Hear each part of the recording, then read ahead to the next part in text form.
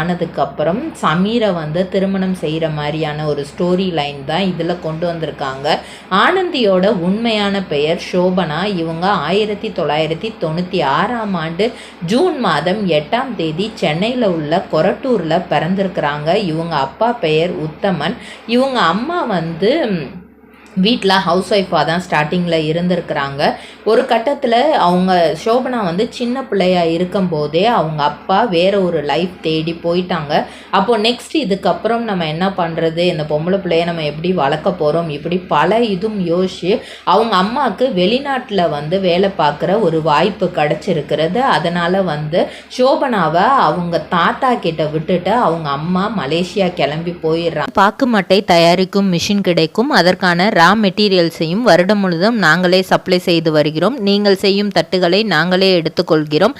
அதற்கான லோன் வசதியும் செய்து தருகிறோம்.